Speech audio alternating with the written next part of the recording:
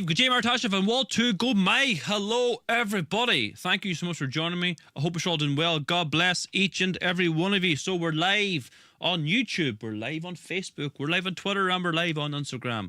So I'm just publishing a wee link here to the, what am I doing here? To the Facebook page. God, ask me to create a link. Leave page, please. Saving. So welcome to the show, everybody. My name is Dan McConnell. We're broadcasting live from Castlefin, County Donegal. Got a very, very special guest for us today, Noreen Shea, coming from the Rebel County, County Cork, and she'll be joining us in just a second. She does very, very good work. So a big warm welcome when she comes on. She talks about kind of the digital ID type of stuff, Agenda 21, smart cities. We're going to get into all that. So it's going to be a very, very good show, and I give her a good warm welcome when she comes on. All right, everybody. So before we do bring her on, we're going to say our Lord's Prayer as Gaeilge. So please join us. Daniel Manahar agus Avek agus Spirit Neve. Amen. Ar Nyahar Ratar now. Go Neve for Daniel. Go down at the rate. Go Nyanthur to Holler and Talav Marianthur now. Ar Narn Lahul Tor doing you. Agus might do our fecta. Mar why ha might dar fecta na fian. Ag na leg sin a gahu. Ag seer sin a ulk. Amen. And then Manahar agus Avek agus Spirit Neve. Amen. Okay, everybody, welcome to the show. If you're new, please subscribe. Share these live streams, all your friends and family. Let's get the message out there. The very least you can do is follow me. If you're watching on Facebook, YouTube, Twitter, TikTok, or all those weird and wonderful places, please subscribe and just share them out there, right? Okay, without further ado, let's bring on our very special guest today, Mrs. Noreen Shea. What button do I press here now? Hold on. I've that many buttons in front of me here. I don't know which one to press. There we go. Now, do you hear me, Noreen? I do, Niall. How are you? Good. Thanks so much for coming on. Really, really appreciate it. So, for those of you who don't know, Noreen does a lot of really good work on, I suppose, Agenda 21, the digital tourney we're under. So, I suppose, Noreen, just kind of introduce yourself there and why and what do you do kind of with your research? I just really focus on the government's frameworks and policies that stem from the UN and then they trickle into the EU and then we turn them into policies here. But it all really relates back to Agenda 21 and their new one world government where they want us all under one umbrella and we're all good, obliging little citizens who's going to be controlled and under complete surveillance, basically. Right, okay. So I suppose, what do you see regarding Agenda 21, this whole surveillance system, this digital smart cities? What is coming down the line with the research that you've done? Well, we're Ireland, for starters. Ireland, there's a thing called ICLEI, which is the International Local Councils of Europe initiative, and Dublin, Cork, and Belfast are members of that, so they're legally bound. Ireland itself isn't actually a member of this, but they have agreed, other counties have agreed to it, but Cork and Belfast are members of this, so they're legally bound to bring about the smart cities into Ireland, and we're actually a testbed for Europe for the smart cities. So Cork and Dublin, they've really been focusing on the smart cities, the initiatives. Like Cork is a member of this since 2017, and there's a thing called the 100 Community Smart City Initiative, and the governments are after signing up for that, and they're one of them. And what that basically is there'll be low emission zones, so you'll have no cars in your city, everyone will be using public transport, and by 2030 the public transport won't have any drivers, it'll all be self-sustainable. You won't have any cars in the smart cities. You're not allowed.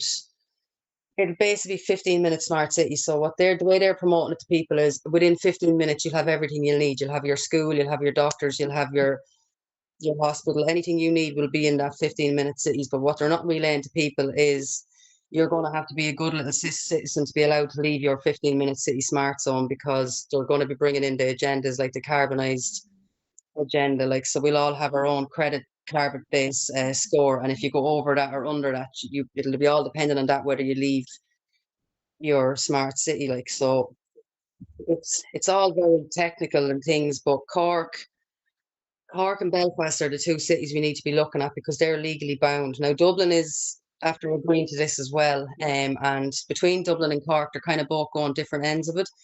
Dublin is going more on the technical digital side of things, where they're after creating a digital twin for Dublin, which is real. You'll see all the cameras that are after being rolled out across. Now Cork is doing it as well. So are other counties in this country. Um, but they're doing it. They're saying it's for our own protection and to stop drug crime and all this, but it's actually not. It's for our complete surveillance. And it also has the thing called Internet of Things, which it basically can pick up the temperature, your humidity, they can pick up on your biometrics, your vital systems. So they're able to record absolutely everything belonging to you in real time. And Dublin has theirs set up already. Like they have the thing called Smart Docklands, Smart Sandyford, the Smart DCU. Whereas Cork is going more, say, on the building side of it, like where they're renovating now and putting in all these apartment blocks because they're all going to be fitting into the 15-minute zones. And so between the two of them, they're actually getting this done in real time, but they have until June of 2026 to get this complete, because Ireland is going to be taking up council presidency in the EU council presidency in EU. Sorry, I'm mumbling. But they have until 2016 to get this all legally finished and bound. Like, so that's why you see the work ongoing very, very fast now, and where we are, like Cork is really being built up. But again, this isn't going to be for the Irish people. This is for the people that's being brought in here, because Cork's population is set to grow to another 50,000 in the next year. Like, but there's another 10,500. It's everything that they're doing is all really connected, and it all falls under the urban regeneration and the development plan document. It also falls under the national strategy document that they're doing, and EU is after funding this. They're after giving Ireland 189 million for a just transition fund to basically turn our city into what they want it to be, where they have complete control and surveillance over everything and everyone in it. Like, so we're going to be compliant with citizens. Yeah, like in my county, County Donegal, the biggest town is Letterkenny, and they're installing bike lanes left, right, and centre. They're removing vehicle lanes to make it very difficult for drivers. So like people just give up and say, oh, it's because the traffic's very bad in Letterkenny as it is, but they want to make it so bad that people just give up and go into public transportation or cycle around in their bicycles. I think there's going to come a time in this agenda when they're going to just ban driving. You're not going to be allowed to drive because it's destroying the environment. Because I think the EU Dublin's already actually looking into that now at the minute, with the low emission zones. It will follow into every other town in the country, but at the minute Dublin's actually talking about it with the low emission zones. Now they already have different parts of Dublin where you're not allowed your trucks because of emissions, but with the low emission zone they're talking about not having cars, but they will make allowance, because again this all falls back to money. So people who have to travel into Dublin to work, if you're driving a petrol or diesel car, you will be charged extra to go through that low emission zone. But that's only going to be up until 2030, because in 2030 cars are going to be no more, and in 2030 they're even going to stop making digital or petrol and diesel cars. It'll only be digital cars that are being made from then on. It's frightening. Like Cork then has the CMATS system that's coming into play. They're building that now at the minute, and Dublin as well is also having its own train system that will go through the whole town, where basically they'll be able to connect you, like to people who don't know what's actually happening. It will look like a good thing and it will look like it's convenient, but what's convenient today is communism for our children tomorrow. And it will entrap people, like, because all these trains and systems are going to go through every town, so it will actually stop through everywhere, and they will make it convenient for people to use these rather than use their car, because they're going to keep rising the prices of diesel and petrol that people won't even be able to afford to get them. You know what I mean? Yeah, only the elite will be driving cars, and and the peasants like me and you will have to take the public transportation and will have their credit score like they have in China. And if you're a bad citizen, if you've been criticizing the government, you won't be able to get access to your to public transportation, to food, things like that. It's a very, very frightening scenario we're just walking into. 100% it is, and that even falls. Everything they're doing has been connected, and this plan was created in 1994 or 92, I can't be just, it's either one of them years in Brazil, by the United Nations Climate and Environment Directive, and 178 countries agreed to this program for the Sustainable Developmental Goals. But the interesting thing to note, Niall, is when the countries agreed to that, that's not actually a legal binding agreement. So we could actually still pull out of it if we really wanted to. But what we are legally bound to is the frameworks and the policies that our government then create the legislation to make us legally bound. Do you know what I mean? So that's why you see all these new people arriving in the country and they're being given residency because they're legally bound then to give these people homes, whereas we're just global citizens, so they're not legally bound to look after the Irish people anymore. And that's why we now have 16,500 homeless in the country, which is 5,200, I think, children are homeless, and they're not a priority for the Irish government because we're no longer of their obligation. But with it's all wording with these parasites, but with the new arrivals coming in, they're granted residency, and that's why they're obliged to get the houses first and get everything first, and like to get the jobs and all this. Like it's shocking how far it goes. But we could still actually pull out of this if the country just came together and down tools and shut the whole country down and demanded our Irish government leave the UN and leave this agreement because it's not legally binding.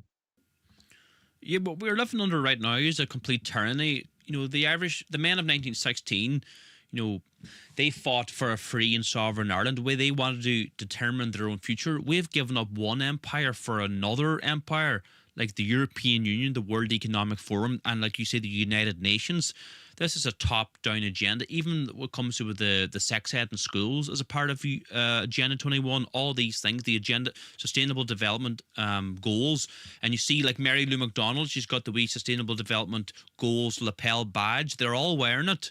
They're all supporting this agenda. Members. They've all sold us out. Every last one of the dirty parasites, they've all sold us out because it's worth their money for them. Do you know what I mean? They're getting paid to do this. They're getting paid to do these incentives. Like McEntee that time when she opted into the Migration Pact, she got money for, like, they all get money for these things. And it's why you see when the lockdown, it's all really strategic. I have to give them one thing, like the plan of theirs is very well organized, but they did have years to plan this. Do you know what I mean? But they came with the lockdown in 2021 and locked us all down, which then forced us all onto these social media apps, which is our only way to communicate at the time. So it got us into the digital trap. Do you know what I mean? And then, like when the lockdowns came, we lost 300 pubs in Ireland, and we lost 180 butchers. And then you saw them bring out the Ukrainian credit grant scheme, which is a scheme of €50,000 for the newcomers coming to the country, where they could open up a business. They don't have to pay taxes back for 5 years, and they also got a reduced rate of electricity and stuff as long as they went with the green agenda. And the climate plan, like they got reduced rates, and they still have them. They don't have to pay anything back for 5 years. So a majority of them will open the business and they'll go back home to their own country. And then, do you know what I mean? It's just everything is against the Irish in this country now, because they don't want any Irish nationals anymore. They don't want any people who are proud of their country, who are proud of their heritage, who are proud of their roots. They want us all to be the global citizens who are happy with our lives of convenience and surveillance. And unfortunately, the people are falling for it. Sorry, I want to ask you a question about, there was a big hullabaloo, there still is, about these smart meters. Is that tied into this whole Agenda 21? And what is that all about? Like, what exactly, they're telling us, oh, you can reduce the cost of your electricity, but what is that all about? What is that agenda all about? That's going to fall back into your credit score system. Like, so it's basically like it all. Now I'm going to jump here for a second, but bear with me. It's where it goes, like the smart meters, and then when you go shopping, you use your card. You know what I mean? So it's all data. All this government, they used to care about money and bonds, but now their new goal is data, because they're able to get real-time surveillance of us in that way. Like, so if we went to say shopping and bought a piece of beef on a Wednesday, our meter will be stopped then, because we're after going over our limit, because our carbon rate, we've only a certain amount of rate or things that we can go over. Like, so it's all, they're watching us in real time as we do it. And a majority of people don't even realize just how much they can actually watch our every move in our everyday lives. Like, the smart meters are 5G frequencies, which again, I'll probably sound like a conspiracy theorist when I say this, but I believe that's what sets off the frequencies in the people who took the mRNA vaccine, the bioweapon, and it brings up their illnesses. These 5G frequencies are very, very dangerous to the human body and the human anatomy. But then it's all part of the depopulation plan and the replacement migration that they have going in these programs, because everything these parasites are doing is absolutely connected. Like, they're watching Yeah, and us that's probably all. why they see the push to get everybody out of the countryside into these smart cities, because they can't control you if you're out in rural Donegal or rural Cork. So that's why it's difficult to get planning permission. And the only planning permission that does happen in these town and cities is these big stack and pack, huge, massive buildings, stack and pack Agenda 21 type buildings, where you'll live together. There'll be shared community, shared living, I think that is the name they call it. You won't even have your own privacy. You'll be living with people, and you'll be living in these smart cities. They already have the shared living in Salins here in Kildare. And I just want to correct you as well. You called me a Cork woman earlier on. I'm a Lily White. I'm from Kildare. All right, sorry about that. So sorry. I'm just petty. But they have that shared care in Salins in County Kildare, where they're actually bringing the elderly and they put someone in. Now, they tell the elderly it's for the betterment of your own good. But part of that shared care was the elderly had to sign up to a digital form in order to be able to access this. They had to sign up to the digital, and then they told people that these people were going to be moving into your homes to help you with your everyday tasks, like to go shopping, or if you needed to help to be brought to a hospital appointment or stuff like this. So they really targeted our elderly first in this country. The same way they've done it with the midazolam with the people in the old folks' homes during the lockdown. Do you know what I mean? They wouldn't allow us in to see people, see our loved ones. They had to die alone, and then they dispersed the midazolam, and we saw the rise in deaths. Like, we've 26,000 excess deaths in this country now since the roll of that bioweapon. It's just insane. But it's the more or less they're pushing us into the out of the cities. They'll do that with floods, and we see there's this Christmas now. We're in for a really bad time, but their Cork is going to be hit really bad. Galway and Limerick as well, because they're also smart cities. Belfast, they're really going to hit, because they don't want people, exactly as you said, they want people living where they can watch and can surveillance all the time. And that's where the CPOs come into play as well. Like, with this land, the land grab that's happening, like, the government can now use CPOs to take your land off you if it's for the betterment of this nation, which they're saying it is, like, because they need this land. Say if you have a few acres of land there and they want it for to build a new extra feckin' zone, whatever, they can take that land now, legally do it as well, because it's everything that's happening in this country is legal. They're just scamming parasites, is the word I use for them. And there seems to be like they're trying to do these land grabs with the bogs as well.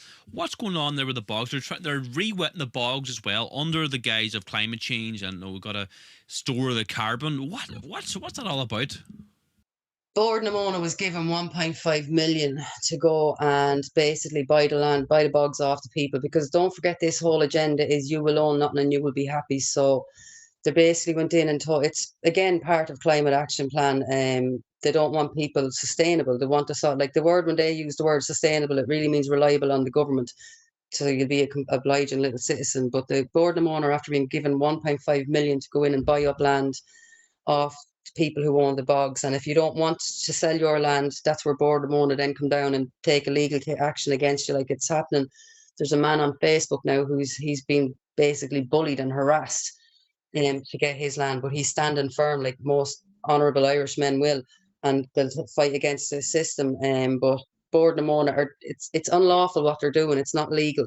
It's unlawful, because they don't even own the land. They're trying to say they own the land and they have legal rights to it, but it's actually not the case. Like, Bord na Móna isn't even a viable company, but they're here, and their main company here is here in Newbridge, and they're actually building up a big, huge building now, because they're after being given all this money by the government, because they're the ones pushing the wind turbines. And most of the companies in this country have taken the money to shut up and just do as they're told, be little good puppets and do what they're told, like. So, but they're going around now and they're rounding up all the bogs and basically taking it off people, because they don't want us burning turf anymore, because that's our way of sustainable living. Do you know what I mean? But they don't want us all being able to look after ourselves. They want us all reliant on the government and the state, and it's absolutely ridiculous. Like, there's a new thing they're going to come in now with the their district heating, and basically where they're going to take our rubbish, charge us for taking our rubbish,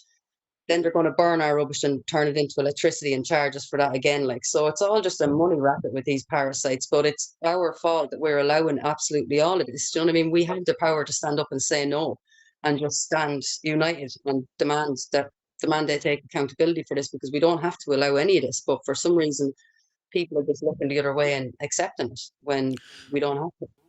Yeah, like there in January, I think there was a big storm and a lot of electricity was knocked off in Ireland, if you remember.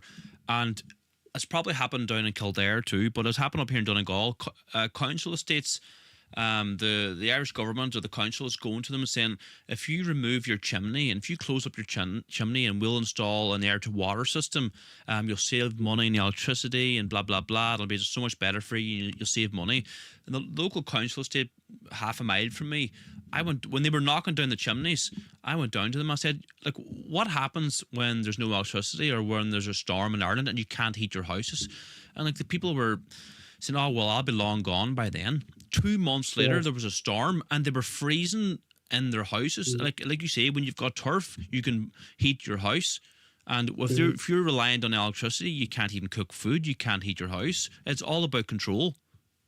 100% it's about control, but it's also about depopulation, because if you look at where them areas were hit, it was elderly populations and stuff.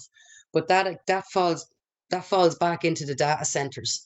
And the data centers are taking up a lot of our electricity, and Ireland are after agreeing to take on more. Like, we have over 180 of them now in our country, considering like we only had 30 something 2 years ago. So we're really after selling ourselves out in that sense, because they have to have a certain amount of electricity for the data centers, and that's where we'll see all certain areas will be cut off with electricity because they have to meet their targets for the data centers. And this again falls into your carbon credit score, because if you go over your limit, you're going to be switched off until you meet their standards. So it's all very technical and scary, but it's all very real and coming. Like, and all the documents are there. Like, there's 3 documents people could read themselves to actually understand exactly how far these parasites have brought us into this agenda. Wow, because you were I was speaking to you there, was it yesterday, and you were mentioning the farming industry and reps. You kind of educate me a bit on that. Could you maybe go into that a little bit, and what's going on with the farming? Because that's another rabbit hole we probably should touch on. They don't want farmers are their biggest fear right now, because farmers are sustainable. Do you know what I mean? They can live off the land, they have their own food, they don't need the government, they never have needed the government, but the Irish farmers have always been here to assist the people and make sure we have food in our fridges and stuff. Do you know what I mean? But with the it's the CAP program, which is the Common Agricultural Plan, and there where they basically went around to farmers now. And I'm frustrated with this, Niall, right? So I don't mean to sound bitchy about the farmers, but I'm pissed off a small bit, because if 5,000 of them have taken the payment from the government to do as the government have said. Now, what they want to do is to reduce your cattle and your chickens, under the guise of what's that, climate action, the feckin', I can't think of the word now, but it's basically to reduce our carbon fucking thing. But they're after giving farmers incentives now to just come along and do this. And 5,000 of the farmers in Ireland have taken this incentive. And then as long as they take this agreement, they will get other payments as well, because that's how they're bribing these people to go along with this plan. But my fear with this is it's going to raise huge issues with the food industry, because we're being reduced all the time. The dairy cattle have been really hitting this country, the dairy farmers, with the nitrate program that's coming into play now. They're trying to get an extension on this so that the farmers won't be directly hit, but it's coming like in real time. And the REP program, this is another new one now. It's basically only been rolled out in the last couple of months, where they're talking about giving farmers between 10 and 20 grand, but this is for new farmers, not the ones that are already here, to basically stay in the green agenda, to stay in the climate thing, reduce your carbon emissions. It's frightening what they're doing, because it's going to reduce our food quality. Like the Mercosur deal as well, the EU are trying to do that will really destroy Irish farmers, because it's going to allow 90,000 tonnes of Irish or beef be imported into the country at a lower rate. So people are obviously going to go and buy the cheaper one, because with the cost of living crisis, people won't be able to afford the genuine decent beef out there. Do you know what I mean? And with the different, Ireland has one of the highest regulations and things to make sure our food and are at safe standards. But the countries from this Mercosur deal don't have the same standards, so we're not going to get the same safety level or quality of meat. But the farmers, the government obviously don't care. Like, do you know what I mean? They don't want people sustainable in this country, so they're throwing everything they can at the farmers to make sure they're not able to do anything or create any more things, new things. And you have to remember as well that this government have drones over everything, so they can analyze your land in real time, and if they're not happy with what you're doing, they're going to come in and shut you down, which is what's actually happening. Like, there's a lot of farmers that have been closed down since 2021. You're talking a lot of sense, and I agree 100%. I would go one further. Like, I'm very disappointed in Irish farmers as well. Like, if the Irish government, right, said to Irish farmers, now not all of them would do this, but if they said, we'll give you a grant to burn your sheds to the ground and just burn your entire farm, they would do it. I'm telling you, they would burn their farm to the ground if they got paid to do it. Seems everyone has a price in this country, and it's shocking. It really is shocking. It seems everyone has a price in this country. Now, not everyone, I can't say everyone, because there is a few staunch farmers out there that will never agree to this. And like, I know some of them that are being personally taken to court because of this. Do you know what I mean? They refuse to reduce their numbers of chickens and stuff, and they're now being taken to court. And these are men who never once got in trouble with the law or guards in their life, and they're in their 60s, and they're now being dragged through the courts because they won't follow the green agenda and the climate action, or reduce your carbon number. Like, it's absolute frightening. But the majority of farmers have taken the price. And then when I've reached out to a few of them, I get told, well, I have to look after my family. And I'm like, well, what about the country? Do you know what I mean? There's a bigger picture here. If people just realize that it's not just about you in this moment in time, it's about our children's future. And if you're all your life building up this farm to leave for your children, why now accept the payment just because it's convenient? Do you know, I just am really frustrated with it, because I don't understand how so many of them can be bought off. And no, they don't look into the future at all. And you make a good point there about, farmers handing down their farm to their sons or whatever, their next generation. But like, you'll have small farms in Ireland that have been passed down from generation to generation. And then another scam that's been foisted on the Irish farmers is plant your whole farm with trees. So I don't know, you've seen this, like I've seen it even in my area, like farmers that have that their farm has been passed down for generation to generation. Their sons, their grandsons have been or should be farming on it, and then they plant thousands of trees, and that's destroyed forever. That farm is never coming back. That line of farmers and that family is gone forever, and they don't see past their nose. No, or their pockets, in my opinion. Yeah.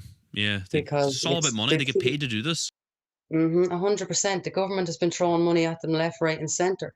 But you see it with the businesses as well. Do you know what I mean? Like, everything they're doing is absolutely connected to all these. They know exactly what they're doing, but it seems everybody has a price in this country, because they're all willing to take the payment and shut up and just disappear. Do you know what I mean? Whereas if they all come out and we all stood together and shut this country down, stop paying their taxes, stop, like, the local property tax, the inheritance tax. These are all nonsensical taxes that we're paying because we need to pay for the iPass system, because Irish taxpayers pay for that. Do you know what I mean? It's just insane to me that we allow it all. And what we allow will continue, and that's what's happening. Like, but the farmers really do frustrate me, because they have the machinery that we could come out and block this whole country down. We could shut it all down. Guards wouldn't be able to do jack shit, because they have the farm. Do you know what I mean? They have the machinery that we could come out, and they have the numbers as well. And then they'd have the people backing them as well. I don't know if that's maybe what got into farmers' head, that they were thinking, oh, no one's going to stand with me. I can't do this on my own. They didn't realize that the country was behind them. You know what I mean? The majority of the country is. Was it in France too? Remember, they were going mad over in France with the farmers, where they were out in the streets doing all sorts of things with their tractors and spraying government buildings with slurry and manure and all sorts of things. But we need that anger back in the farmers again, because right now they're just content with the payments they're getting, and but they don't realize come 2030 then payments are going to stop, because you're just being brought in the back door of this global takeover. and you're being paid to stay quiet. So then they think these payments are going to last, but they're not going to last. They're only going to come and continue until, I believe personally now, but I can't prove this, so I don't really say it. But when the Irish government take up the EU Council presidency in June of next year, I think that's when all the payments will stop then, because that's when they're going to go real hell for leather to bring about the next agenda with the removal of cars, the surveillance will be complete, the digital ID, the digital wallet that's here. Like Ireland brought that in already, and it's going to be reintroduced now in December again.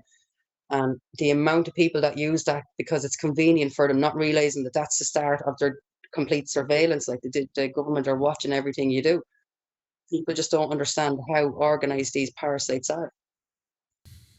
I think when is the single farm payment, when the farmers finally, when that's cut off, maybe it's a good thing, and maybe they might stand up, because only then will they do something. But then it'll be too late, because they'll already be advanced to where they need to be. Do you know what I mean? It's the time is now to stand up in this country and stop it, because if we shut down, if we refuse the digital aspects of this, which farmers are also taking as well, because they're analysing everything in their farms and sending it back into the government, which is a part of the green agenda. In this program, like in the CAPS program, that's a part of it. Like we're digitalising absolutely everything on their farm, and it's all been analysed and sent back in, because data is the new gold. And if when the payments are stopped, it's too late, because everything's already done. Do you know what I mean? It's the time is now for them to say, no, we're not taking this. We want to stay natural. Yeah, and the scarcity, the food scarcity is a problem too, because Ireland really, we don't produce as much food as we used to. Like I remember my father telling me, like when he was a child, all the fields surrounding us, all farmers were growing vegetables and growing different food. But he says we don't do it anymore, and like we have all the machinery and all the technology nowadays, and there was hardly anything back in the day. But how come they were able to produce and be actually self-sustainable? But now we're not. We're importing potatoes from Israel and whatnot. They've been doing this plan from 1994. This has been well organised. You know what I mean? They've basically, like, if you think back, even when we were growing up in Ireland, it was all Irish businesses and they were all family-run businesses. Do you know what I mean? But lockdown came along and destroyed a lot of them family businesses. They've been orchestrating this to get us to the point of where we are now, where exactly as you said, like my father and his father, they used to grow food all the time. But then we all just stopped. We all got lazy because of convenience. That's the truth of it. You know what I mean? What we find convenient is actually our own detriment. And a lot of people just don't understand how reliant we are on this government and for our basic necessities. 100%, Noreen. Look, it was really good speaking to you. Is there anything else now you want to say or get off your chest, or anything that the viewers need to know before I let you go? Just really, the biodigital convergence, Niall, is something I think people really need to look into. It's where they're on about interlinking biology and digital services, so they'll be connecting digital things to your brain and sensors, because that's what they want us. They don't want humans anymore. They want transhumans, and I think people really need to understand just how far they're going with this and how advanced it already is, and how Ireland again is up there with the countries leading these programs. But people really need to focus and look into biodigital convergence and how that again is going to control us with the smart cities, because everything these parasites are doing is absolutely connected. And I just think that's our biggest threat right now, is the biodigital convergence, because we no longer be human. And as it stands, we've God-given rights because we're humans. But if we fall into this trap of biodigital convergence, we're no longer humans. We're going to be transhuman global citizens, and we will have to answer to the parasites in government, whereas right now we only answer to God. So 100%, Noreen. Look, thanks so much for coming on. Maybe we'll get you on again soon, and we can, if you've any fresh research done, we can pick your brain on that. yeah, no hassle, Niall. Lovely chatting to you. You too, Maureen. I'll see you later. Thanks so much for coming on. Talk to you later, Niall. Bye. Okay, everybody, that was Noreen O'Shea. It was great to have her on. Well done. I thought it was very, very good. She spoke very well, and I learned a lot. Hopefully you learned a lot as well. I will maybe bring Noreen on again sometime soon, because she does a lot of good work, a lot of good research. You can follow Noreen too on her Facebook, Noreen O'Shea. She does a lot of good work, so go over there, give her a follow, leave a comment in her comment section. So let me go to the live chat. I haven't went to the live chat yet. How's everybody doing? Robert McGuire, people will be treated like drones. Yep. Noreen is very knowledgeable, and this stuff, she really is. Yep, says Sean. Frightening scenario, says Anne Galway. Yeah, I know. I knew this already, says Casper. Oh, well, aren't you wonderful? Amazing guest. Niall says, Reno, good man. Reno, thanks for moderating. Ultimate form of cattle. Resist ID. Strike if you have to, and one has been called in Britain for February. Aye, the digital ID, they're trying to push that in Britain, aren't they? This is truly shocking, says Robert. Thank you, Noreen. She knows her stuff, says John. Thank you, Noreen, says Stilly Briggs. Hello, says For the Love of Ireland. So great to see so many people in the live show. We're live on Facebook, YouTube, Facebook, and Instagram.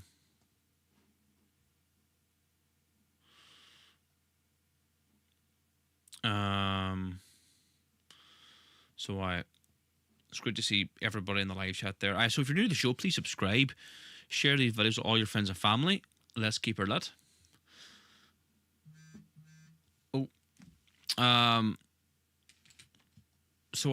Look, if there's a number of ways you can support us, you can subscribe, share these live streams with all your friends and family. I'd really appreciate it.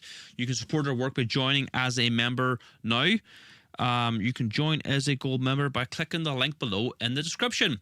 This is the standard membership pack, actually. So there's a standard membership and there's a gold membership. Just click the link below this video or click the link in my bio to join as a member now. By joining supporting our work, you get these frame proclamations, the badge, the Who Art booklet, the frame proclamation, the Irish flag, and the membership card. Join as a member now. Click the link below. Support our work. Okay, everybody, that's it for me tonight. Thanks so much for tuning in. I hope you enjoyed the interview with Noreen. Thanks very much for coming on, Noreen. We'll have you on again soon. I'll see you all again soon. Before I go, we live stream Tuesday, Thursday, Sundays at 8 p.m. So make sure you tune in and subscribe. And we'll see you all again Thursday. God bless you all. Aaron go bra.